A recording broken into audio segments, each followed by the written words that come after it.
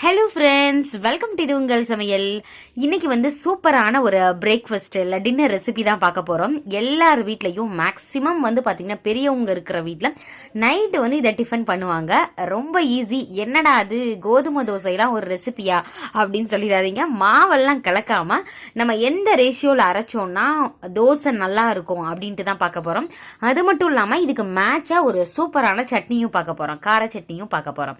சரி வாங்க, எந்த அளவு போட்டால் கோதுமை தோசை நல்ல கிறிஸ்பியா வரும் அப்படின்னு சொல்லிட்டு வீடியோக்குள்ள போயிட்டு சட்டுன்னு பார்த்துடலாம்.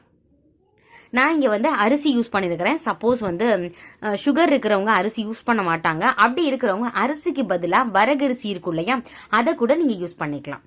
இதில் வந்து ஒரே ஒரு டீஸ்பூன் வெள்ளை மிளகு வந்து கலந்துருக்கிறேன். ஆப்ஷனல் தான், உங்களுக்கு தேவைப்பட்டால் நீங்கள் சேர்த்துக்கங்க, இல்லைன்னா அது தேவையில்லை. எப்பயுமே அரிசி மாவில் இட்லி தோசை நம்ம சாப்பிடுவோம் இல்லையா, அதை வந்து ஒரு 2 மணி நேரம் தான் ஊற வச்சு அரைப்போம். ஆனால் கோதுமை தோசைக்கு ஒரு 5 மணி நேரமாவது ஊற வைக்கணும். இதனோட அளவுகள் சொல்லிடுறேன். கோதுமையை வந்து ஒரு 1.25 கப் எடுத்துக்கிறோம்.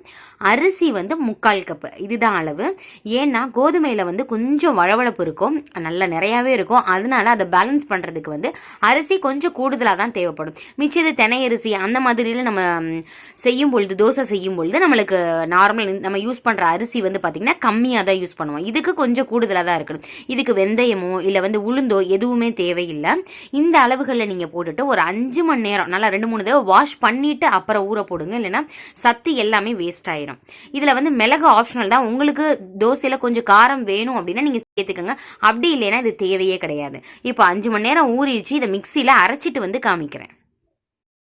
நல்லா ஊறினாதான் இந்த அளவுக்கு அரைப்படும் பாருங்களேன். இல்லைன்னா திப்பி திப்பியாக இருக்கும், ஒரு மாதிரி இருக்கும். அப்படி உங்களுக்கு பிளேடு வந்து உங்களுக்கு மிக்சி ஜாரில் ஷார்ப்பாக இல்லை அப்படின்னா நீங்கள் எப்பயும் போல் நம்ம இட்லி ஆட்டுற கல்லையே நீங்கள் வந்து ஆட்டிக்கலாம். இந்த மாதிரி பக்குவத்தில் நீங்கள் எடுத்துக்கணும். இதுக்கு உப்பு அப்படின்னு பார்த்தீங்கன்னா 1 டீஸ்பூன் வந்து கரெக்டாக இருக்கும். நான் ஆட்டும் பொழுதே போட்டுட்டேன். 1 டீஸ்பூன் கல்லுப்பு சேர்த்து அரைச்சிட்டு வந்தாச்சு. இப்போ எவ்வளோ கிறிஸ்பியாக வருதுன்னு பாருங்களேன். இன்னைக்கு வந்து பார்த்தீங்கன்னா சிம்பிளாக கோதுமை தோசைக்கு ஒரு கார சட்னி தான் பார்க்க போகிறோம். ஆனால் ரொம்ப சிம்பிளாக இருக்க போது. உங்களுக்கு காரம் கம்மியாக வேணும் அப்படின்னா மிளகாய் வத்தலை மட்டும் கொஞ்சமே கம்மி பண்ணிக்கோங்க. கடாயில் 2 டீஸ்பூன் எண்ணெய் சேர்த்துட்டு 2 பெரிய வெங்காயத்தை பெருசுமாக கட் பண்ணி நல்லா வதக்கிக்கலாம். கலர் நல்லா சேஞ்ச் ஆனதுக்கப்புறம் ஒரே ஒரு தக்காளி, இவ்வளோதான் தக்காளி, ஒரு 5 வத்தல் சேர்த்துருக்கேன். இது நல்லா காரமாக இருக்கும். இதை அரைச்சிடலாம்.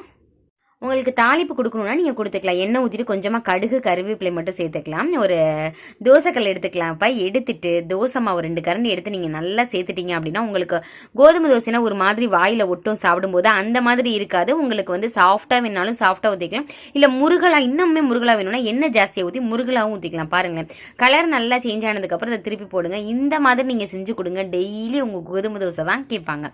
பாருங்களேன், எட்ஜஸ்லாம் எவ்வளோ வந்து நல்லா கிறிஸ்பியாக இருக்குது அப்படின்னு சொல்லிட்டு. இதே மாதிரியே நீங்களும் செஞ்சு பார்த்துட்டு எப்படி இருந்துச்சு அப்படின்னு சொல்லிட்டு கமெண்ட் பண்ணுங்க. இனி வரப்போகிற நாட்களில் பார்த்தீங்கன்னா இதே மாதிரி சிறுதானியங்களை வந்து தோசை, இட்லி அந்த மாதிரி நிறைய ரெசிபிஸ் பார்க்க போகிறோம். இது உங்களுக்கு யூஸ்ஃபுல்லாக இருக்குமா இல்லை உங்களுக்கு வேணுமா அப்படின்னு சொல்லிட்டு அதையுமே கமெண்ட் பண்ணுங்க. தட் மீன்ஸ் அந்த வீடியோ உங்களுக்கு வேணுமா அப்படின்னு சொல்லிட்டு கமெண்ட் பண்ணுங்க. அப்போ தான் உங்களுக்கு எத்தனை பேருக்கு இது இன்ட்ரெஸ்டாக இருக்கீங்க அப்படின்னு தெரியும். இப்போ நம்ம அரைச்ச கார சட்னியும் வச்சு சாப்பிட்டோன்னு வச்சுக்கோங்களேன், அப்படியே ஒரு 4-5 தோசை சாப்பிட்டே இருக்கலாம். அந்த அளவுக்கு ரொம்ப ரொம்ப டேஸ்டியாக இருக்கும். செஞ்சு பார்த்துட்டு கண்டிப்பாக மறக்காமல் எப்படி இருந்துச்சு அப்படின்னு சொல்லிட்டு கமெண்ட் பண்ணுங்க. உங்கள் ஃப்ரெண்ட்ஸ், ரிலேட்டிவ்ஸ், பெரியவங்க வீட்டில் இருக்கிறாங்க அப்படின்னா அவங்க வீட்டுக்குமே இதை வந்து ஷேர் பண்ணுங்க. அவங்களுக்கும் இது வந்து ரொம்பவே யூஸ்ஃபுல்லாக இருக்கலாம். ஓகே ஃப்ரெண்ட்ஸ், இன்னொரு இன்ட்ரெஸ்டிங்கான வீடியோவில் பார்க்கலாம். தேங்க்யூ, பாய்.